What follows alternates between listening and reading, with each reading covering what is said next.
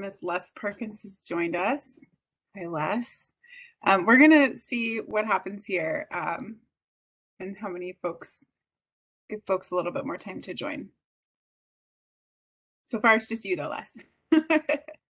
So we might just elevate you to a panelist and chat with you, perhaps.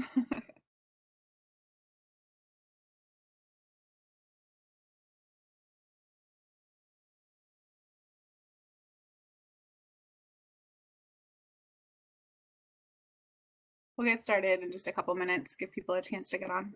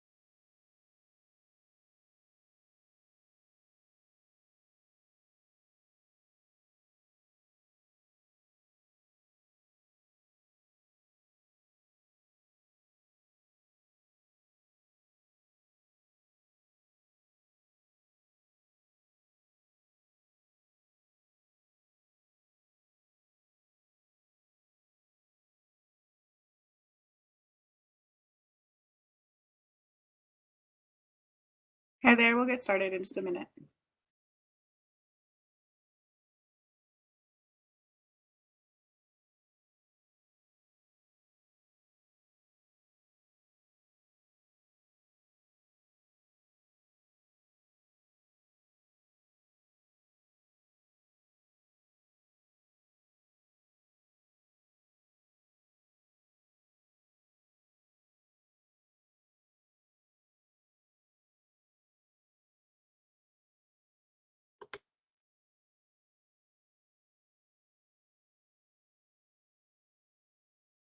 All right, I think we can go ahead and get started. We have a nice small group, and I'm kind of tempted to just see potentially if we might just elevate everybody who's onto a panelist so you can kind of mute and unmute yourself as you see fit. So I'm telling my coworker Patricia to see if she can maybe do that. I'm not positive, but it's such a nice small group, and that way you all can just kind of control how you interact because it's just seems like it might be a better plan to me with a small group like this. And I love it. It's like perfect. So we're really grateful to have all of you here today. And nice to see some faces. If you want, I'll go ahead and kind of run through our agenda today. And I think we're gonna do like a little bit of a presentation, and then we'll have most of our time for Q&A. So we'll go over the program, talk about a project example just to kind of get those creative juices flowing, talk a bit about the application process, and then we'll turn the PowerPoint off, turn our cameras on if we want or not if we don't want, and just talk about questions that folks might have about the program. If you want to introduce yourself in the chat, go for it. We can also do a round of introductions when we get to the Q&A or whatever feels right. I'm Christy Split. I'm the Government Relations Coordinator at the Oregon Department of Energy. I'm here today with a couple of other of our program staff for the Community Renewable Energy Grant Program. And just want to thank you for taking the time. I also really want to thank the Oregon Water Resources Congress in April, who I know is on the line, for coordinating this and helping us to bring this opportunity to you all to learn more about what we think is an exciting opportunity for Oregon's communities, an energy resilience and renewable energy grant program that can support both planning and projects. So this is that agenda I mentioned. And then for those who aren't as familiar with WebEx, I did kind of change the way this looks on you a little bit because all of you are now panelists, so you can unmute yourselves, turn your cameras on. Just thought it'd be better, right? But you'll see that if you did want to raise your hand versus just like literally interrupting me, which is fine, really, you can go ahead and unmute yourself. But you can raise your hand, and then I can call on you in like a more orderly fashion, which might be nice too. So you can raise your hand either by clicking on the little smiley face in the bottom corner, of the screen there that you'll see at the bottom, and there's a raise hand option, or you can also click next to your name and raise your hand. And then hopefully you found the chat, and you can just ask questions there, and I'll make sure as I see them, we'll either get to them in the moment, or we'll go ahead and answer them when we get to the Q&A and go through them there. So if you have something you want to ask, just get it out there and then I'll make sure we get to it. Let's see. So any questions on the agenda, any concerns about WebEx, feel free to try raising that hand or letting me know. And it doesn't look like we have anyone on the phone. So so I don't have to give that spiel, but maybe the other staff members that are on the call, if you see someone on the phone, maybe ping me so I can tell folks how to participate that way. All right, so let's get into the program a little bit. So the Community Renewable Energy Grant Program was established by House Bill 2021 during the 2021 session, and it was known as the 100% Clean Energy for All bill, but it also included this particular program. And the purpose of the program is to offset costs of planning and developing community renewable energy projects, to support projects in traditionally underserved communities. And we'll get to that definition that they use for those communities in a minute. And to promote small-scale community renewable energy projects. And finally, to provide direct benefits to communities across Oregon by improving energy resilience, creating local jobs, promoting economic development, and reducing local energy costs. And one thing I want to flag here on this is the statutory definition of resilience is sort of this combination of renewables and resilience. So you'll see that when we talk about resilience projects here, we're talking about things that sort of have those two components together versus just strictly resilience projects. So I just want to make sure from the beginning I say that. We can talk more about that. It's in the statute, it's directly there. So it wasn't sort of a choice of ours, but just want to make sure that we kind of all have that from the beginning, because resilience can mean so many different things. In terms of this program, it's called Community Renewable Energy Grant Program. So just know that renewables is sort of kind of a checkbox along the way. Moving on, I mentioned that, or I don't think I have mentioned yet, that only certain entities are eligible to apply for these grants. Irrigation districts, those of you on the phone included, are one of those potential applicants. Otherwise, it's tribes, counties, cities, special districts, other municipalities. The only exception really to sort of the tribes and public bodies is we mentioned consumer-owned utilities specifically to catch co-ops, which are not a public body. Most consumer-owned utilities are. And then the other thing to know is that the program cannot fund projects in Portland. Just so you know, the reason for that is that Portland already has a similar program, a program doing similar work with its own dedicated pot of money. So it's good thinking, I guess, they're already covered. So moving on to slide 5, the budget priorities are also set in the statute. 50% or more of the grants have to go to community energy resilience projects, and 50% or more of the funding must be for projects that serve qualifying communities. So this is essentially a way of prioritizing projects. So projects don't necessarily have to be resilience projects, and they don't have to be in these particular qualifying communities. It's just we have to make sure we hit our benchmarks for funding for 50% in both of those pots. And qualifying communities actually comes from the definition in House Bill 2021 of environmental justice communities. Just want to flag it's a pretty broad definition, and we have, as an agency in consultation with stakeholders and our advisory committee, have not chosen to strictly define this. So the definition in statute includes communities of color and communities experiencing lower incomes, but it also includes tribes, rural communities, coastal communities, communities with limited infrastructure, and then finally, traditionally underrepresented communities, including seniors, youth, and persons with disabilities. So pretty broad there, just to make sure folks know when we say environmental justice communities or qualifying communities, what we're talking about. The advisory committee has been really important in getting the work done. We have one of the members of the advisory committee on, Les Perkins, at least one. And it was really, really great that the bill set up this group. This group worked together on program design and are now going to help us with our program implementation. And then since the passage of House Bill 2021, we've been very busy standing up the new program. In the summer of 2021, the Department of Energy staff were assigned and developed an implementation plan, and that included operational staffing and IT changes within the agency. And in September, we recruited that stakeholder advisory committee to help guide program design, support development of rules. That effort resulted in draft rules being posted with the Secretary of State's office on January 1st. Those rules are now final, and our opportunity announcements for the program came out on March 7th. We expect actually our applications to launch shortly, and we'll talk about that in just a second.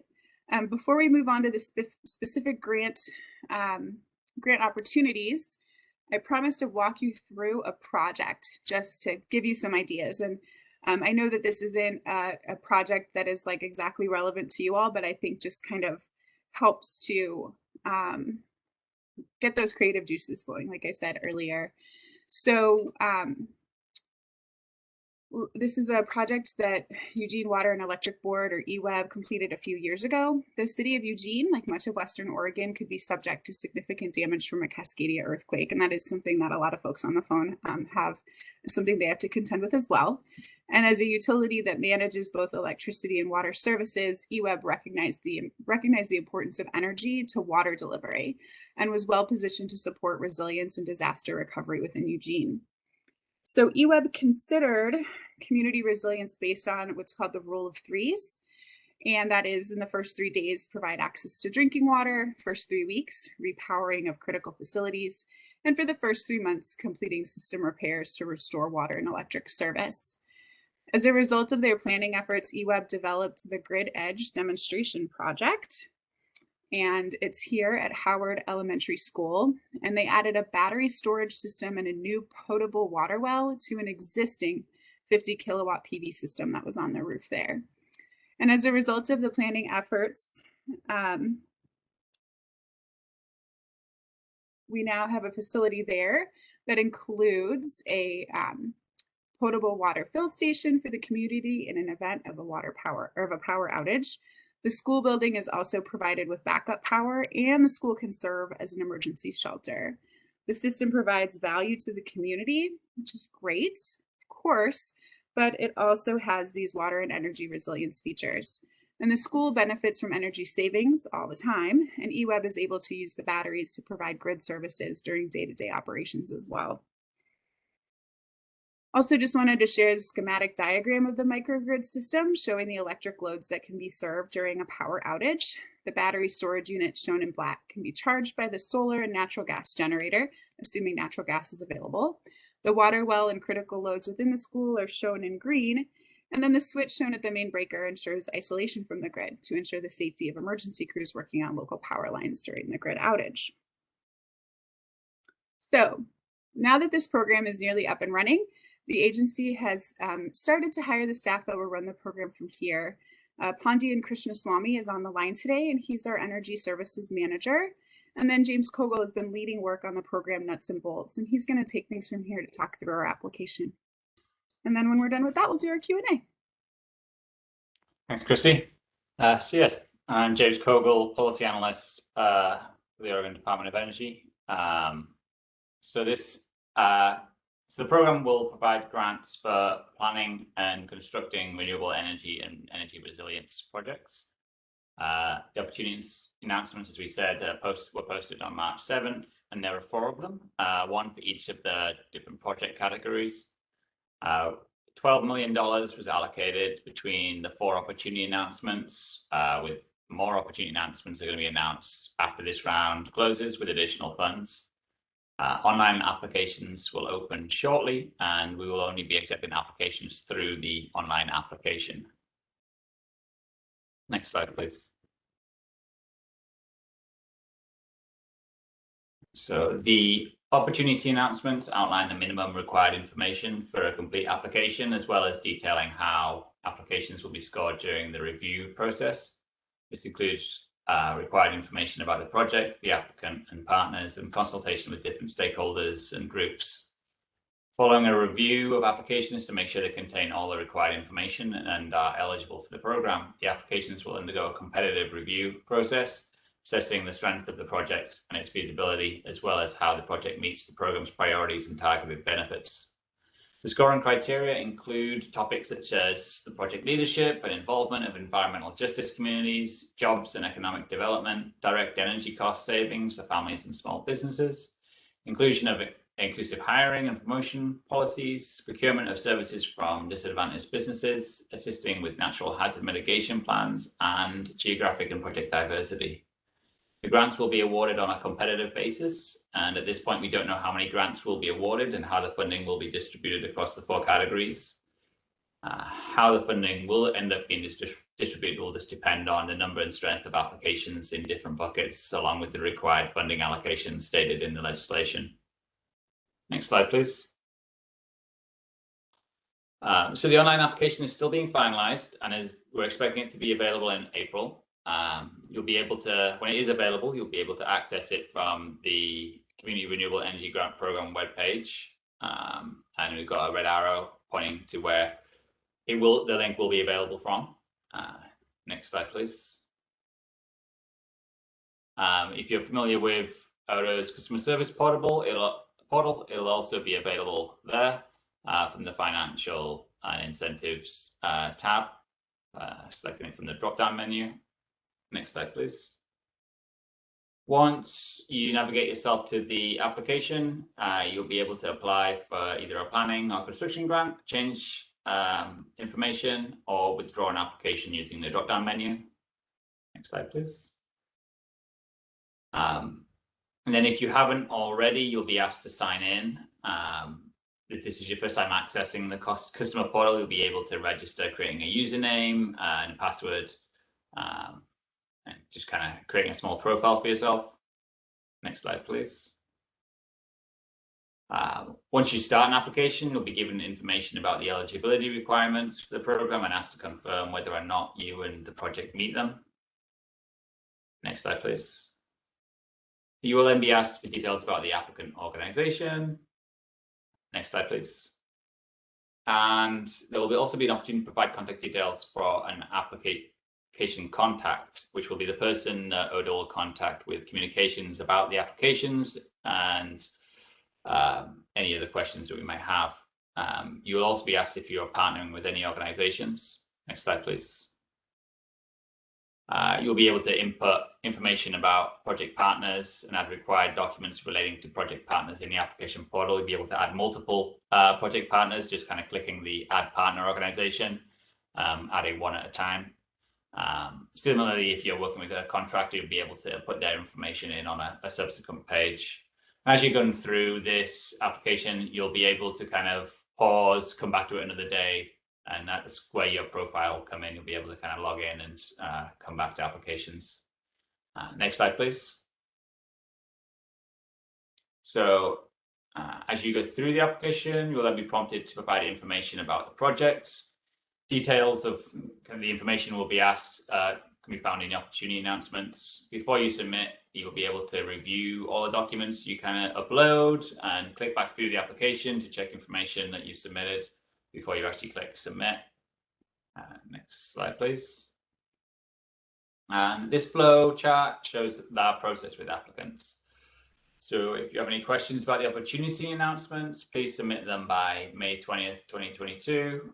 This will allow staff to respond and post answers online before the close of the application period on June 10th. Following the close of the applications, they will be reviewed, after which the successful projects will be offered a performance agreement, while unsuccessful projects will be able to reapply in future opportunity announcements. Applicants will be able to request up to 30% of the grant funding upon signing a performance agreement.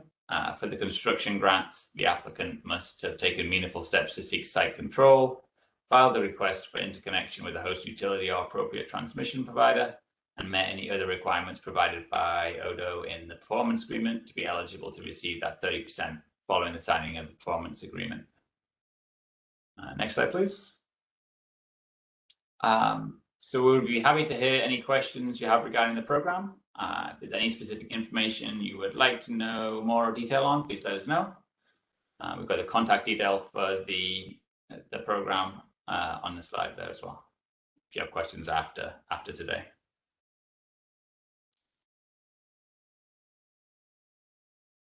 Great. And I'm going to stop sharing. I just think I can go ahead and put that email address and phone number in the chat in a minute, but I thought it would just be a little bit easier for a conversation.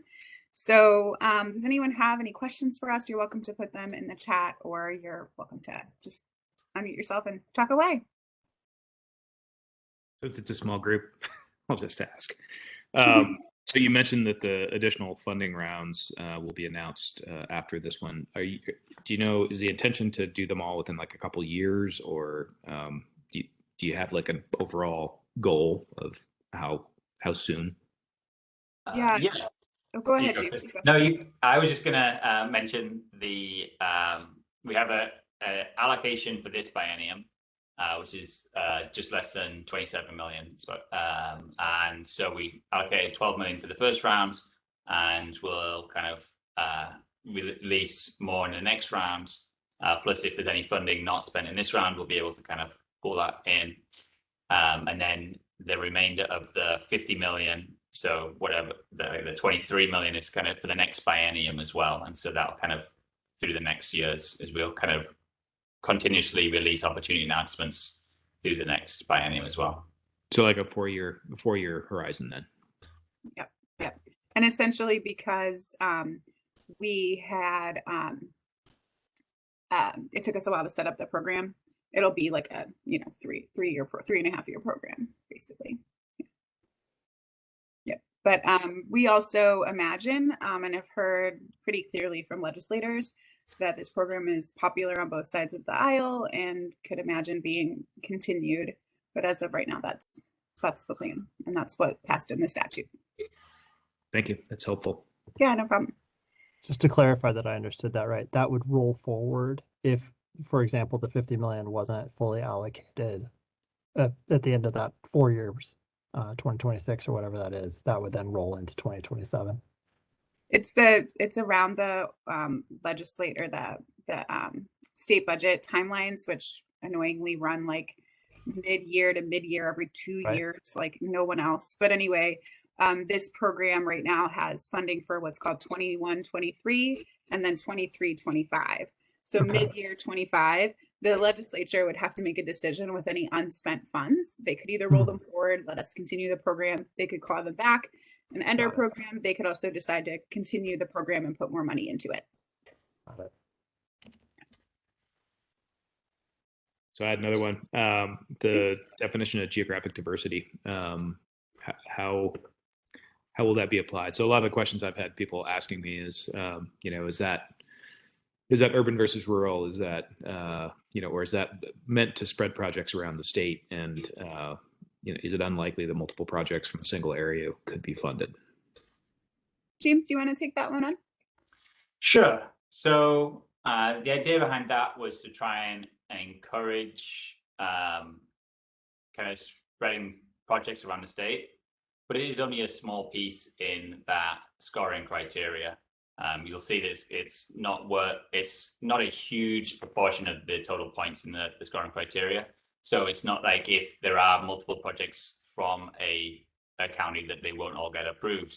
It's just that we're trying to encourage opportunities in like different parts of the state. And that the rural urban part, the rural communities are kind of captured in that qualifying communities. So that's another piece where we're trying to promote kind of projects in rural communities, coastal communities, some of these qualifying communities. Yeah. Yep. Makes sense. But I would just also say that I thought about it earlier when someone said, could the same public body apply for different projects? And sure, but you could imagine if it gets real competitive, it'd be maybe hard for the same area, but it's certainly not impossible or anything like that, right? Yeah, but the goal is from the state. In that same vein, if you have, one of the pots, say the resilience pot, doesn't get as many applications as the straight energy renewable energy pot, will you fund more of the renewable energy projects and not stick to a strict 50-50 type of split, or like how is that? It's 50-50 in the statute, so I think we Okay. have to follow it. So then, if you didn't have, say you had, you didn't have enough projects to use all the funding, would that funding then roll into that pot in the next round? It would be, that's an interesting question. I think it's 50%, probably every biennium is when we would match that up. Does that sound right to you, James? So it's 50% of the funding in the opportunity announcements. And it's at least 50%. So we can fund more resilience projects. We just can't kind of fund less than 50% kind of for resilience grants. And so yeah, we just kind of spreading across the projects. We might get more projects in certain buckets than others and end up funding more in certain pots. Mm-hmm. I think that we have a comparison like fresh on our minds, at least, that we have a solar rebate program with a similar statutory requirement of how much of it goes to low and moderate income folks.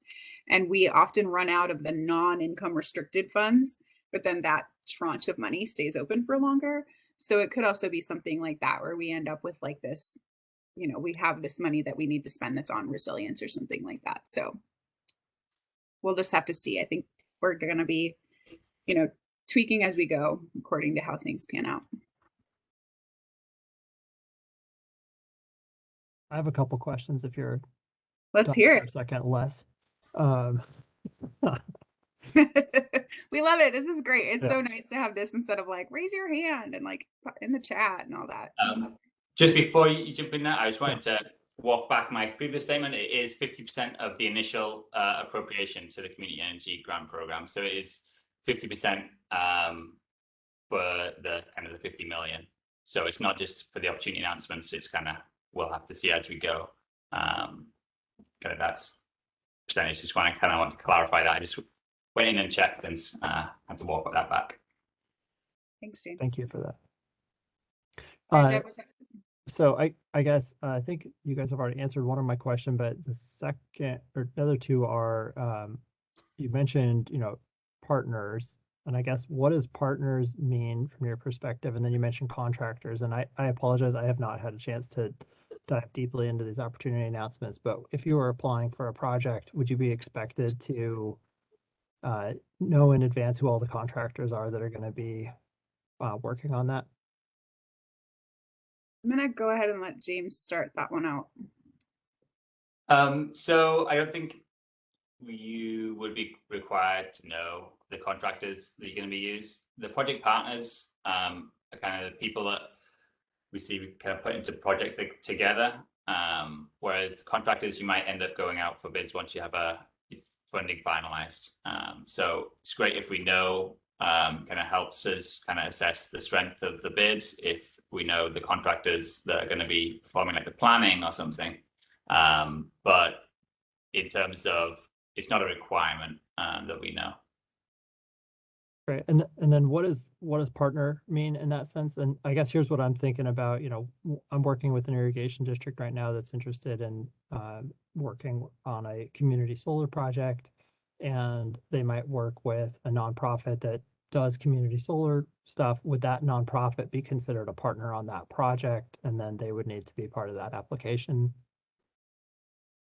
I think, James, they don't need to be required, right? I think that, correct me if I'm wrong here, but I think what we're trying to do is provide space to show collaboration among different types of folks in the community in order to give that ability to show a stronger application, because we have some values that the statute sends our way on this program that encourage our public bodies or tribes or consumer utilities that can apply for this funding to not just go in on their own with a project. We want to see, I shouldn't say we want to see, the statute wants to see evidence of communities working together and how those community benefits could trickle down to environmental justice communities, for example, just to sort of allow for a more full picture of that collaboration. Is that right, James? Is that fair? Yeah, I think you kind of nailed it. Yeah, yeah. So you don't have to come in with a partner, but it just, I think, is for that reason that we have that there. And if you look at the statute, you'll see that it's like shows that this like desire. Perfect. Thank you. That's really helpful. And then one last question on, and Christy, I apologize if you were saying this in the beginning and it didn't all sink in, but when the use of the term resilience, is that specific to energy resilience? Because then the example, you know, I also see like water resilience within that. Right. Mm-hmm. Okay. Yep. So specific to energy resilience. No, so I'm nodding my head because I hear you. Okay.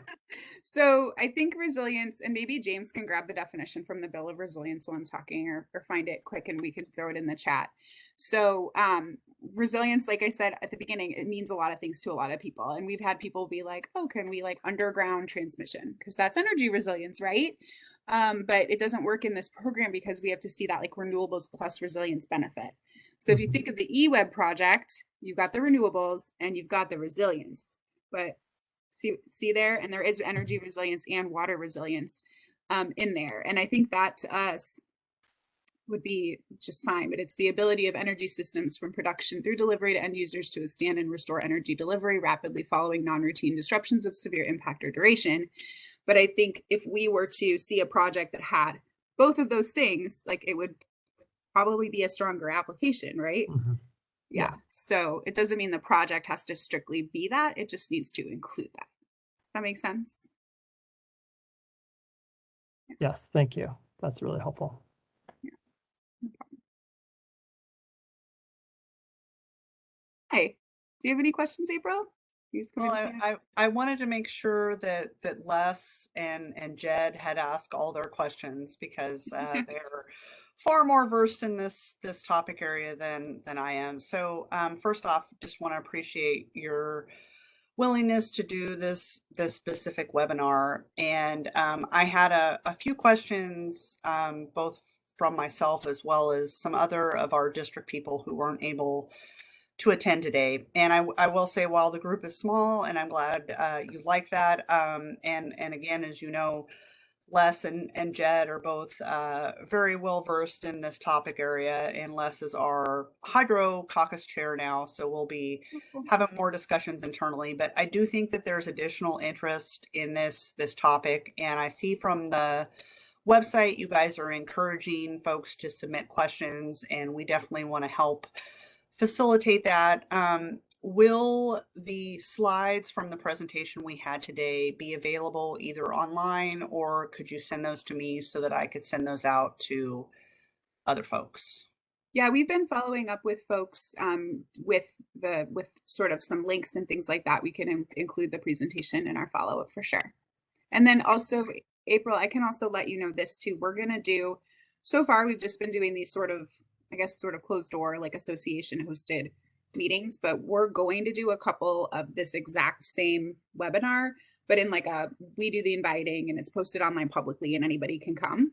So I can also make sure to send those your way too. Okay. And then my understanding is you did a different webinar for through Special Districts Association at noon.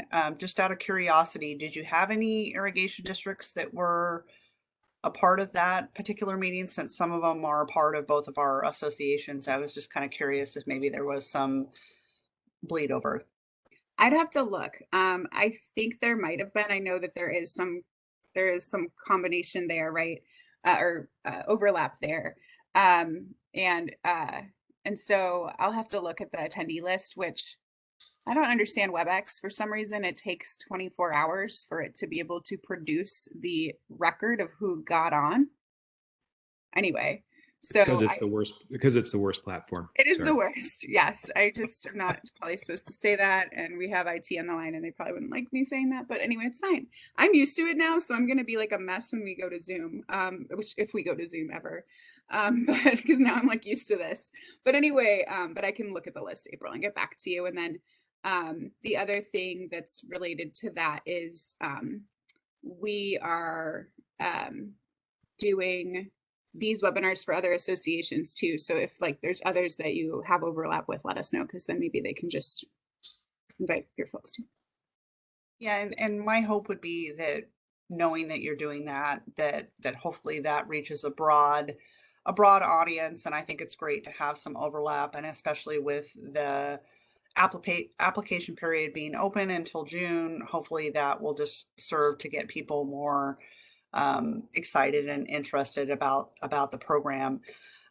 So one of the other questions I had was kind of dovetailing off of comments and questions that both Les and Jed made is it seems like there's 4 buckets or 2 buckets, depending on how you want to look at that, planning and not planning, and then resilience and then not resilience. I think if there's seeming based on the answer is that maybe there's a broader interpretation as well as a specific interpretation of what resilience means. And I think that's something I can follow up with Les on, because I do think that it would be good for our folks to be thinking about those things in those types of terms. And I think it will be appropriate for some projects and may not be for others. And I am optimistic, I guess, cautiously, very cautiously, that if we're able to get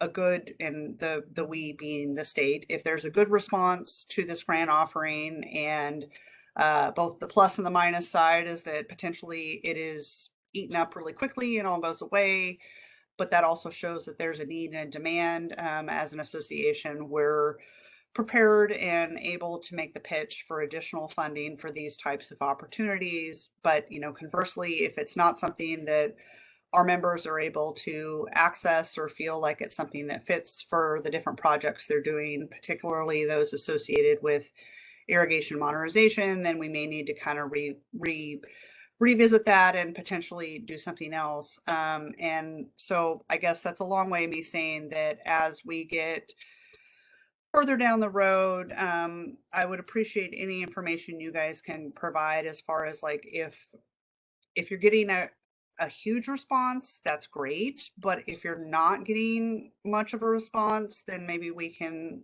poke people a little bit. I will say this year is already really hard for our folks in that the water supply conditions, drought, particularly in Klamath and Southern Oregon, are really bad. And so I think that's going to take a lot of those folks' time. And so for them to put an application together, and Jed knows this, it's going to be a stretch for them to think beyond the dire conditions that they're facing this year. But I think you guys know, and everybody else on this call knows, that water conditions can change and things are not always that way. And so it is something where I'm hoping we can get a good response. But if there's not, maybe there's an opportunity to do some other type of maybe not a webinar, but some other thing where you guys are interacting with our folks to get them excited and applying for the program, since we have until June to get that in. So hopefully that made sense. I do recognize that this is a new offering, and while there is some specific direction, there's also some areas that maybe are a little bit nebulous. And so if we can be helpful with that, we'd like to do that at the same time as providing those opportunities for our districts to snatch up those dollars and make good projects. Yeah, I heard all of that. I got it. I think that sounds good. I know you all had a bill during the 2021 session too that had a lot of similarities. So I think that keeping in mind how this program could evolve if it continues, it could even technically evolve next session, I guess. But we're open-minded and happy to have those conversations too. And I think you and I, let's just make a deal right now that I'll keep in touch with you and let you know how it's going, when I'm seeing irrigation districts apply, what's happening with those applications, things like that. It'll be really helpful to see the applications that come in and are successful. And I'm just super curious what's going to come in, having no idea how ready communities are. It seems like you're going to get a lot of feasibility requests. I'm just curious how many actually have projects that are ready to actually take advantage of construction. around Yeah. the state. Yeah. And I I'm think that's where I'm glad we have the requirements on spending the money around the state and things like that, because bigger population places where they have staff like already they have climate action plans and ideas and staff and the whole thing. And I think that without the provisions in the bill that make sure that we're considering geographic diversity and spending that 50% in environmental justice communities that include rural and coastal, all of those things will make it so that perhaps some of the projects might be in those, maybe it's Beaverton or whatever first that has a project ready, but then with the planning grants, you can kind of create that flow and get more around the state. What were you going to say, Jed? I think I interrupted you.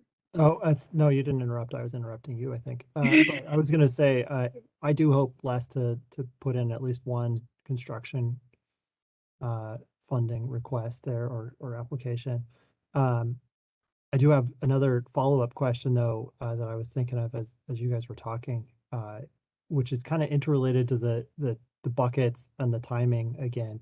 And I guess, is there a split besides the resilience, not resilience, between the planning and the construction? Like how much is being allocated on the planning side for those buckets?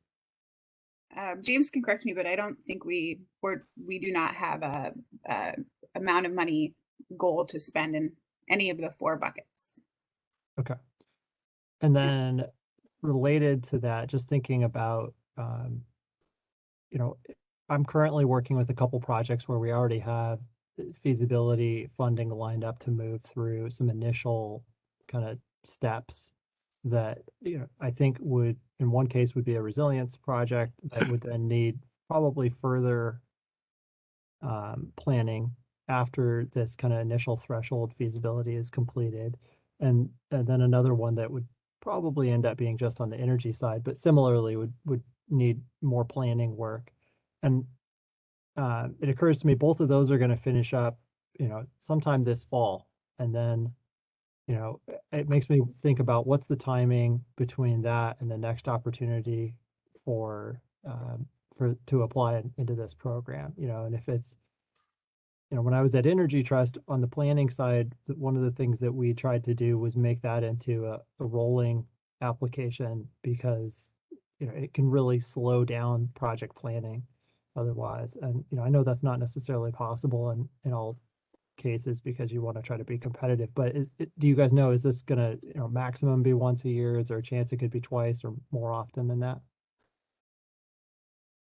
I think I can start an answer and James can fill it out, but I think our plan has been to keep the applications essentially open, and that versus closing them, we will just grab what's there on June 10th and send them through the process. And then starting on June 10th, we'll say, here's the next time we're going to grab the applications that are there. I think our intention is to keep it just open until we're out of money, and then just have it be like these dates. The deadline is just really a date that we're going to grab what's there versus a date by which you absolutely must apply. If that makes sense. Yeah, absolutely. That's really similar to what we did at Energy Trust, for projects. People could apply anytime essentially, and then we would, snap a line at some point. Mm-hmm. Can I just jump in there as well? Yeah, please. That's kind of like best case is we're hoping for. The first round, there might be some lag, just depending. We're hoping to kind of learn some lessons of like projects we're getting in, the time we need to kind of turn this stuff around, Sure. resources that would be best to provide to people. So there might be a small lag between the first and second round, but we're hoping to kind of make this kind of seamless and continuous. Yeah. My only suggestion is, just knowing that oftentimes the planning side can move more quickly for, an entity. It might, I don't know if that will factor into your thinking at all, but, being able to snap that line more frequently on the planning side versus the construction side might make sense, because the construction side tends to, what we found at Energy Trust is offering that twice a year was typically more than enough, but having the application open, 4 times or all the time, enabled folks to move more quickly through those planning and development cycles than otherwise, you're sitting around for 6 months waiting for the next opportunity to open. That's a really good I guess piece of advice. We'll consider that because I think we haven't considered separating planning and projects, but maybe down the line we can or will, especially because we've always sort of envisioned sort of a lot of planning and then projects, right? And so if we need to like do things to kind of not slow down the planning. So we'll make sure we take that back to the group of folks that are working to implement the program and think about it. Thanks. Yeah, appreciate it. And I think just kind of adding on to Jed's questions there, on the water continuum, which there is really no good source of state funding, but the Water Resource Department at least has an inkling of an idea that you have planning, feasibility, and implementation. And I mention that because I think with energy projects, particularly with our folks who many of them are not as versed as folks like Les or Mark Thalacker from Three Sisters, and so they don't even really know where to start. And for them, there may be a lot of stuff between the planning and the construction piece that they may have questions on kind of as we go forward. And I do know that for our folks, when they're looking at, for example, federal infrastructure funding, that the term shovel ready is something that can be problematic for some of them because they're like, well, we're almost ready to go, but we need X, Y, and Z. And I can get from an agency perspective where you have a time limit on the money, you want to make sure that that's being allocated. But I think as hopefully we get a lot more interest in this program and you guys start to get questions in advance of the application deadline, if there's a need for us to have some further discussions or provide additional information on kind of where that line is in that, are you ready for construction, or what sorts of things do you guys need to have for that to be a successful application? Because I think there may be some situations where people are almost ready to go, but there may be something, let's just say hypothetically, maybe there's a land use issue or something like that. Would that eliminate someone from being eligible for a construction grant or not? Jed laughs because he knows what I'm talking about, which hopefully is not something we have more of, but occasionally does happen. So, and I want this program to be successful because I do think it's both something that our folks can use, but also something that will help further the state's goals around community energy resilience. That's a really good point. We'll keep in touch. James, will you remind me, are we going to be looking for completeness in applications like as we go, or just like toward the deadline, or how's that going to work? We won't be reviewing the applications when they come in because people can always kind of withdraw them, resubmit them, amend them, sort of thing. We will be doing that completeness review at the end. But if people have questions about what they've submitted, then we're happy to kind of answer. If they have questions like, does this meet like what you need, and like for as documentation, then I'm sure we'd be happy to kind of go through it. Mm-hmm. And I could imagine a scenario, although maybe I shouldn't imagine a scenario where we like get one and we're like, hey, this seems more like planning, or this seems like maybe project, and we could then talk to them about updating that application for the next round. And since we'll be periodically doing the reviews, it shouldn't be too much of a delay. But I can also let you know as we're like seeing them and if there's any themes that we need some work on. If I put my former funder hat back on for a second, the two thoughts about that. One is, not everybody knows what they're doing. Right. And so being able to advise folks like, oh, we see the project development process as being, from A to B to C, and sometimes a detour over to G and then back to, F or whatever it is. And it might be helpful in your application to do that, to specify in your application how you're moving through these things or whatever it is. My point there is being able to communicate with people that are applying. When I was at Energy Trust, we had the same goals. We want people to be successful in applying for things. And so, we were very open to helping folks like, this is what you want to do. Like, here's how you go from A to B. I know that's not, maybe an apples to apples comparison with what this program is, but just flagging that. And then the second piece is, keeping that same hat on for your perspective. I was always encouraging folks to think about the process and like discrete chunks and like not try to go from all the way from A to Z in one application. Think about like, how do you go from A to C, make sure it still makes sense, come back, and then go from D to E, and see where things are going to require extra time, where stuff starts to fall apart. So I would just say, from that perspective, it might make sense for an application, for multiple steps in the planning to be a feature rather than a bug. Okay. Thanks for the feedback. Yeah, for what it's worth.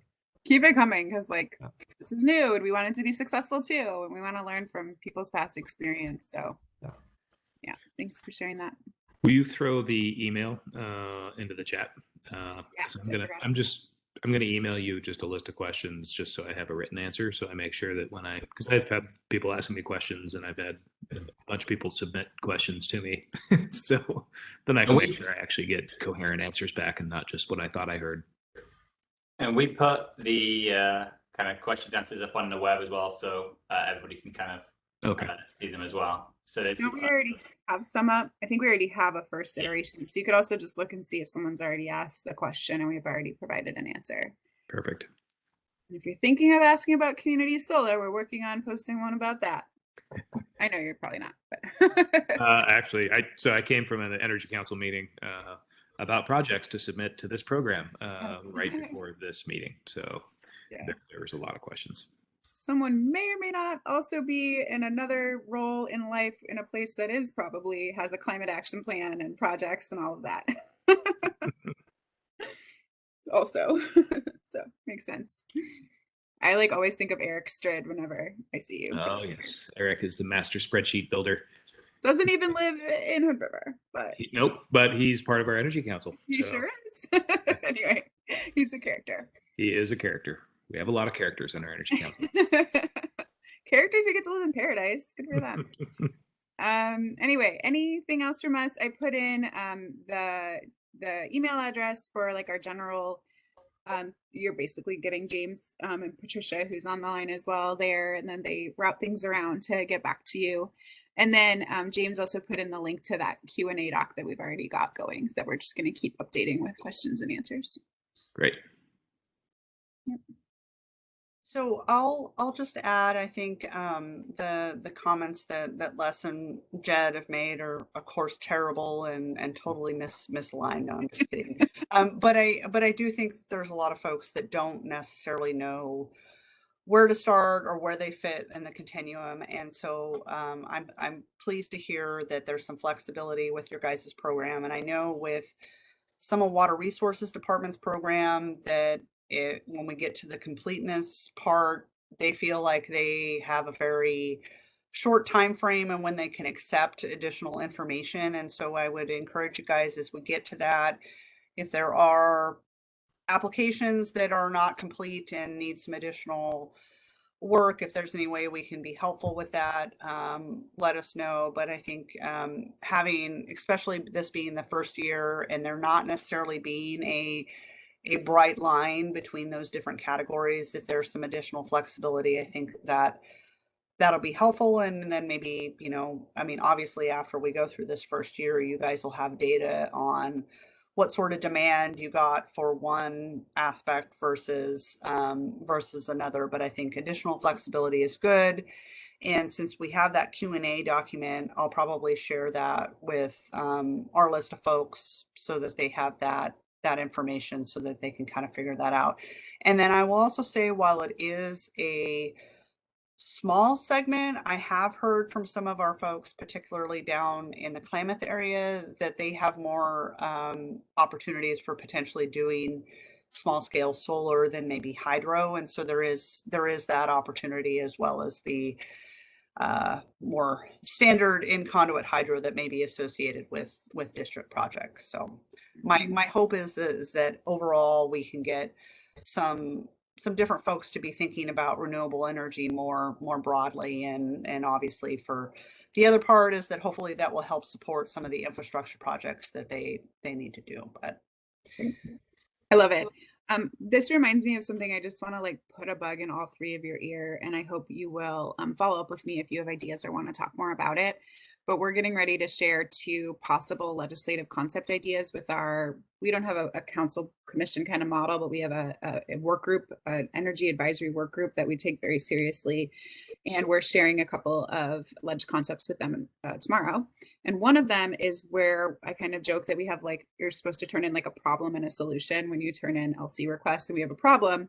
We don't have a solution. The problem is we're hearing from a lot of folks that they're interested, but they don't have the time, capacity, skill set to fill out a grant application for the federal dollars that have the more complicated grant application processes, but then also even to kind of figure out some of the things you're mentioning, like where do I fall in this continuum? What do I need to do? How do I even start? From especially tribes and rural communities, especially remote rural communities. So we're hearing this and we're thinking of different ideas. So if you have thoughts or ideas of something that we could sort of build to support building capacity to essentially bring more energy projects to more parts of the state, feel free to be in touch. That sort of how do we help people connect with those opportunities that are out there. So I think I just want to flag that for you because I'm hearing it loud and clear from you, and it's something we're hearing a lot of, and enough that we're doing 2 LCs, and one of them is like, how do we have either like a staff on board that can work with people, or a pot of money where you can like go hire a grant writer for the Fed dollars or something like that. So very open. I'm just like throwing ideas at the wall, but if you have other ideas, let me know. oh, that's great, and I would like to know more about that. It occurs to me that I'm probably not on the appropriate ODO listservs to get that type of information, but I do think it's something that every area of the state has some sort of opportunity. They just may not know what opportunity they have or how they can do it in a way that works for their entity and their community. And I know everybody that's on this webinar today has that same sort of sentiment. Yeah. So if you have any ideas, because there's not much to say about it right now. It's like a problem we all know, right, exists, and what can our department do to help? It's just what we're trying to figure out. So great. Well, thank you so much for being on today. This was really lovely to have this talk with people who know this stuff so well and have really great questions and already have ideas in mind for projects. It's like music to our ears. We really want this to be successful and to lead to great projects around the state. So thank you. Thank And you. I'll be in touch with all of you, it sounds like. Thank you both. And your other staff who haven't put their cameras on today. We really appreciate everybody doing the webinar today. Yeah, Pondian's our the manager of the program, and then Patricia's our admin assistant. Yeah, and Rob Delmar, who some of you know, usually is on for this, but he had when at the time we scheduled this, he hadn't put something on his calendar, and I double booked him. So he said he sends his regards, especially to Chad and Les, who he knows. and I hate putting my face up here, so I really kudos to you guys for doing that. So yeah, thanks. We appreciate you then too. All right, take care, everyone. More to come. Thank you. Thank you all. Thanks. Bye. Bye.